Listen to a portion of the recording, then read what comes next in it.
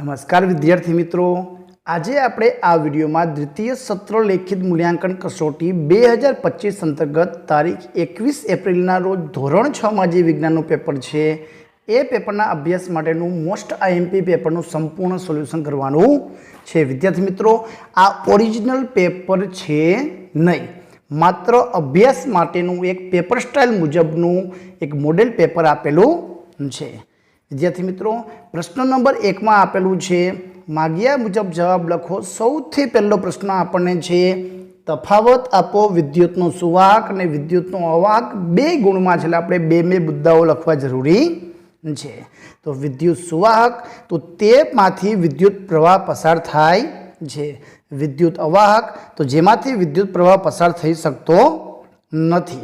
बीजो मुद्दो लखी शकाय, एना उदाहरण में पण लखी शकाय तो लोखंड तांबू जेवी धातुओं छे ए विद्युत सुवाहक छे, ज्यारे रबर एबोनाइट जेवा पदार्थों छे ए विद्युतना अवाहक छे।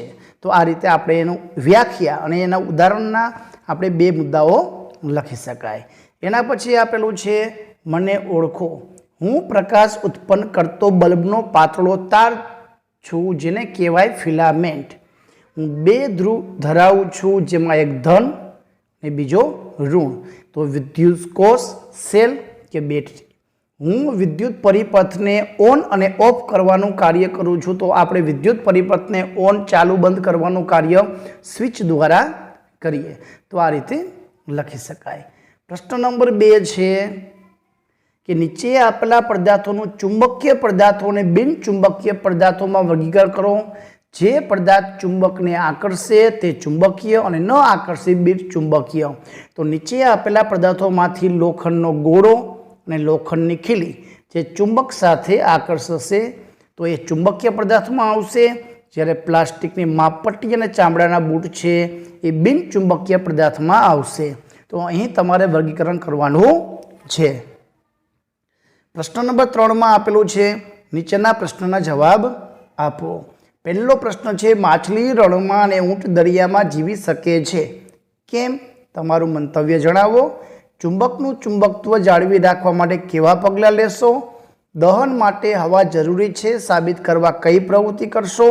मों वडे श्वास लेवो हानिकारक है, शा माटे? तमारू मंतव्य जणावो। तो अहीं आपणे 3 प्रश्न 4 गुण में पूछवामां आवेला छे। चालो 4 प्रश्नों सोल्यूशन करी लईए। पहलो प्रश्न तो माछली रणमां ने ऊंट दरिया में जीवी शके केम? केम के माछली छे रणमां रहेवाना अनुकूल धरावती नथी ने ऊंट छे ए दरियाना पाणीमां रहेवाना अनुकूल धरावता नथी, तेथी जीवी शके नहीं। जे प्राणी जे अनुकूल धरावे छे ते ज विस्तारोमां तेवा ज वातावरणमां रही शके छे। बीजो प्रश्न है चुंबकनु चुंबकत्व जाळवी राखवा माटे केवा पगला लेशो? तो तेने वारंवार पड़ी न जाए तेनुं ध्यान राखवुं पड़े, तेने गरम करवुं नहीं, तेना पर भारे वजन पड़े नहीं तेनी काळजी राखवी जोईए। चुंबक वपराशमां न होय त्यारे बे चुंबकना असमान ध्रुवो एक ज बाजू रहे तेम गोठवी चुंबको वच्चे लाकडानी पट्टी मूकवी जोईए। वળી असमान ध्रुवो आगळ बंने बाजू नरम लोखंडनी पट्टी राखवी जोईए। नाळ चुंबकना 2 ध्रुवो आगळ पर नरम लोखंडनी पट्टी राखवी जोईए जेथी करीने एनुं चुंबकत्व जळवी रहे। तो आ रीते लखी शकाय। तीजो छे दहन माटे हवा जरूरी है साबित करतो प्रवृत्ति। प्रवृत्ति में आपने छे कि हेतु आपेलो छे दहन माटे हवा जरूरी है, एना माटेनो आ प्रयोग छे। आपणे विद्यार्थी मित्रों आ करता होईए छीए कि कोई पण जग्याए मीणबत्ती सळगाई उपर ग्लास मूकी तो बुझाई जाए केम के हवा मळती नहीं। तो आपणे आवड़ी प्रवृत्ति करी शकाय। काचनो प्यालो मीणबत्ती अने दीवासळीनी पेटे लई शकाय। मीणबत्ती सळगावी समतल सपाटी पर ऊंधी मूकी मीणबत्ती पर काचनो प्यालो ढाकी दई थोड़ी वार पछी मीणबत्तीनुं अवलोकन करी तो अवलोकन करता खबर पड़े कि मीणबत्ती पर काचनो प्यालो ढाकता बुझाई जाए केम के दहन माटे हवा जरूरी है पण अंदर हवा मळती नथी। तो आ रीते लखी शकाय। एना पछीनो प्रश्न है मों वडे श्वास लेवो हानिकारक है, शा माटे? तमारुं मंतव्य। जो मों वडे श्वास लेवाथी हवामानना धूळना रजकणों ने अन्य अशुद्धिओ छे जे सूक्ष्म पदार्थ आपણા शरीરની અંદર પ્રવેશ કરે જેને ખરાબ અસર શ્વસન તંત્ર ઉપર થાય છે, તેથી મોં વડે શ્વાસ લેવો જોઈએ નહીં, માત્ર નાક વડે શ્વાસ લેવો જોઈએ। આગળના પ્રશ્ન નંબર 4 માં આપણને આપેલું છે વૈજ્ઞાનિક કારણ આપો।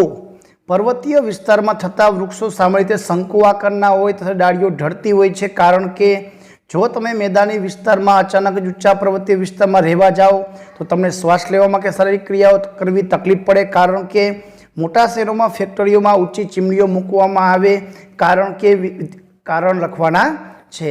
તેનું સોલ્યુશન આગળ આપણે કરીએ તે પહેલાં પ્રશ્ન 5ના ખરા ખોટાનું પણ સોલ્યુશન કરી લઈએ। પહેલું છે ફ્લેગ માર્ચ કરતા સૈનિકોની ગતિ અસ્તવ્યસ્ત કહેવાય, ખોટું।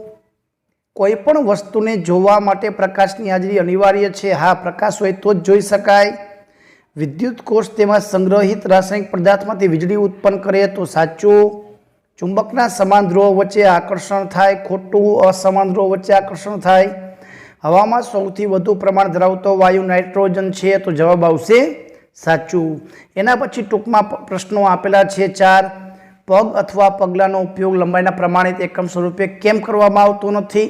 વર્તુળાકાર પદાર્થને ઉદાહરણ, એક સમાન પટ્ટીમાંથી ચુંબક અને લોખંડની પટ્ટીને કઈ રીતે ઓળખશો, લખતા રહશો। અને ભારે વરસાદ દરમિયાન અળસિયા શા માટે જમીનની બહાર આવે છે?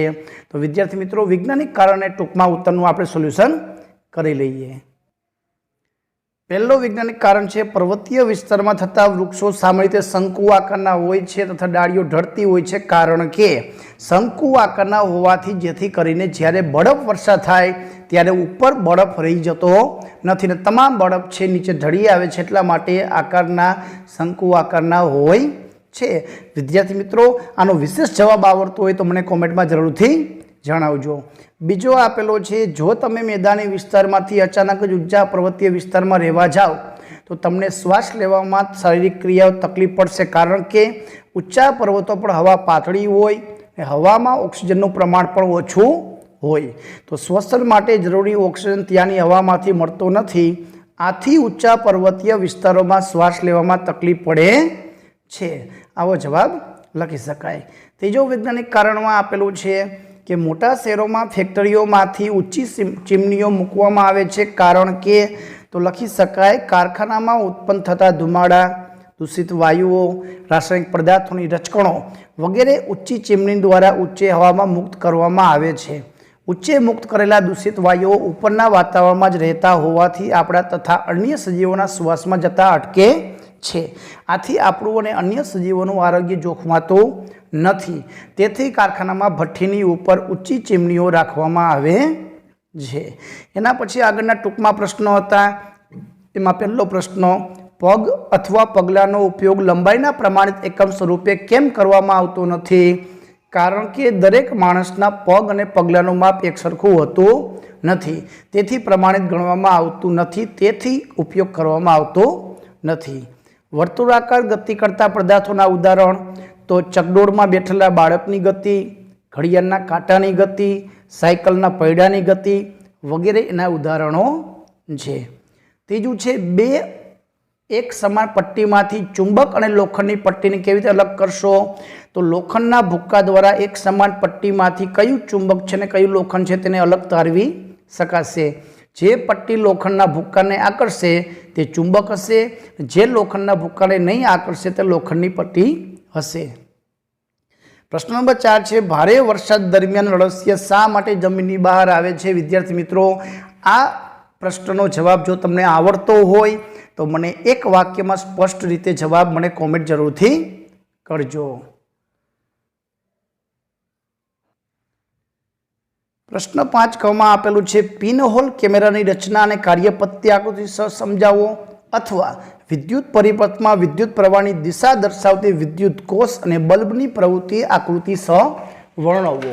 તો વિદ્યાર્થી મિત્રો, આ પ્રશ્નનું સોલ્યુશન આપણે આગળ જોઈએ તે પહેલાં પ્રશ્ન નંબર 6ના દાખલાનું સોલ્યુશન કરી લઈએ।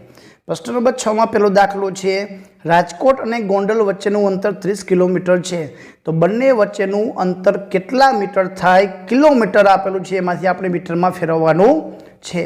તો 1 કિલોમીટરના 1000 મીટર, તો 30 કિલોમીટરના 30 ગુણ્યા 1000 એટલે કે 30,000 મીટર થશે।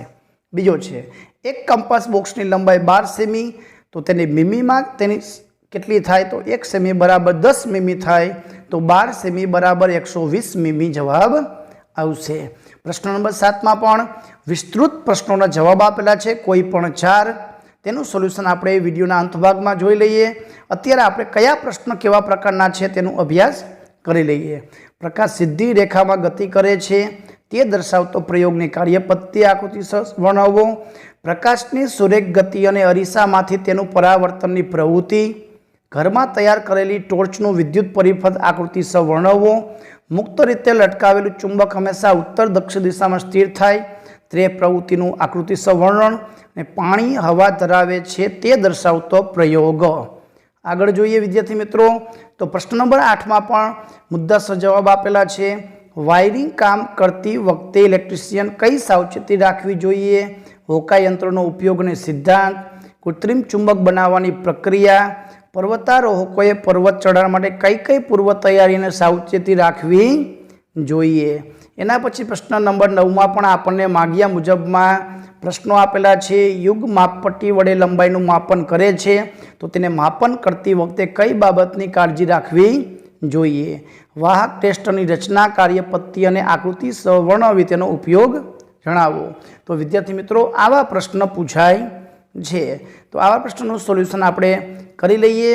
विद्यार्थी मित्रों, जो तमे अमारी चेनल पर नवा होय, पहली वार होय तो चेनल ने सब्सक्राइब करी लेजो, जेथी करीने नवा नवा विडियो तमने झड़पथी मळी शके। आगळ जोईए पिन होल केमेरानी रचना अने कार्यपद्धति आकृति साथे। तो पिन होल केमेरा एक सादू साधन छे जे प्रकाश सीधी रेखा में गति करे छे ते सिद्धांत पर कार्य करे छे। एनी रचना केवी रीते करवी ए जोईए। तो 2 खोखा लो, जेमां बीजू खोखुं सहेज नानुं होय। बंने खोखानी साकड़ा भागवाળી एक बाजुए कापी नाखो।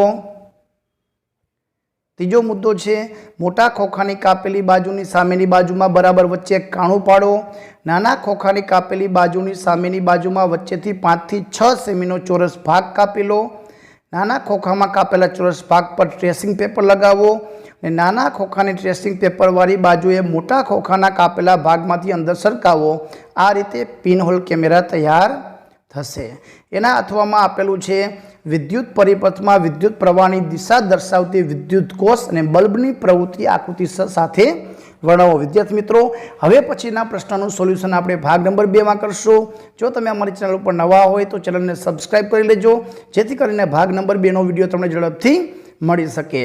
अहीं प्रश्नना जवाब आपेला छे तेनुं तमे अहींथी सोल्यूशन पण करी शको छो अने तमे तेनी नोंध पण करी शको छो।